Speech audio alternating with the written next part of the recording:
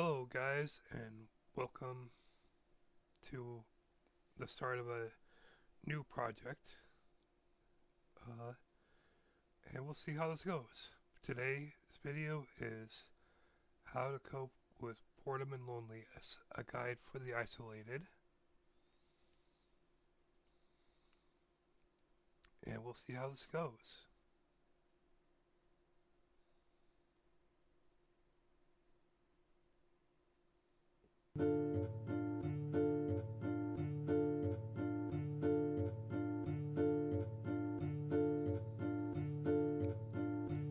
Now, this is my actual second time recording it, so more things have been done, but I cleared all the options to make sure I record properly. Okay, so right here we can choose 3 items to decide what goes into the documentary. So to the left is the telescope, there's the pillow, there's the fish, there's a truck, there's the alarm clock, there's the fish tank, there's the poster, the guitar, the TV, those papers underneath the TV, and his race car bed. Mural, yeah. So now selected the mural, selected the clock, and selected the truck. And these are options.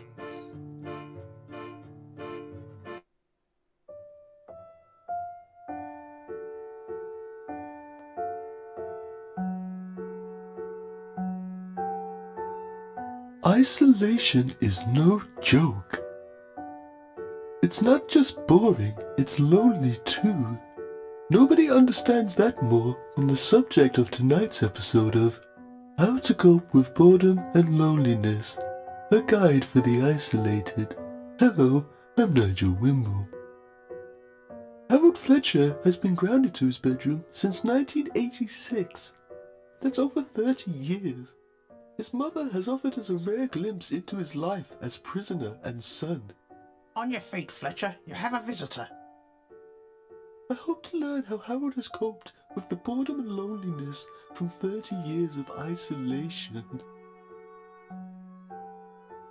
I don't know much about art, but I know all the greats had one thing in common: absent or awful mothers.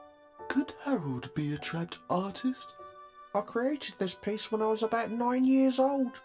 I had planned for an entire underwater scene, but only got as far as these fish before Mother burst through the door screaming.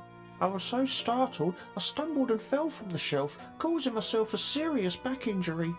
The broken bones eventually healed on their own, but my breathing can be quite wheezy. I'm quite sure I needed medical attention, but Mother said only good boys are allowed to access the ambulance service. And he's never drawn on the walls since. There should have been no apostrophe between boys. Between the For boys. Harold, the watchful clock is ever ticking. In a way, time has been his only companion. I've always hated Crab Clock. He's always been there mocking me with his incessant ticking and tocking. Did you know he's ticked roughly 1,060,680,001, 2, 3 times since my incarceration? I didn't bother counting the tocks. The talks would be the same as the ticks.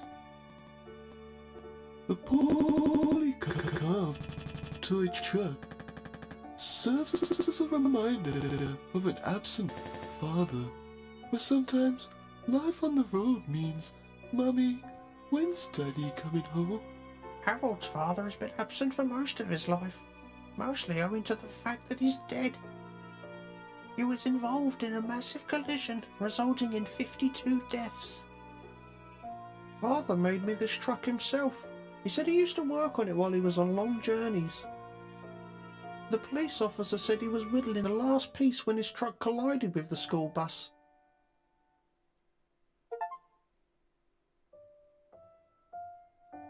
My time with Harold has come to an end. I hope one day he will find freedom and live a full life. Until then, he will continue to look for ways to cope with boredom and loneliness. I'm Nigel Wimble. Good night. Join us next week as Nigel investigates Jesus. Did he really have a beard? 9 p.m. Wednesday night on PBTV.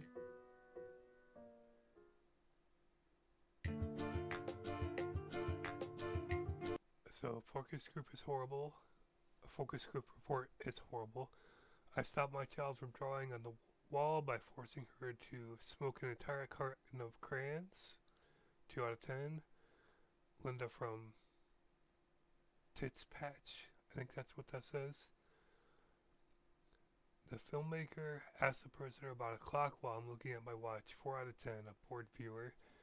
Great, yet another depressing show on TV. I love them. 6 out of 10. Sue from Diplo Waddle. I don't know.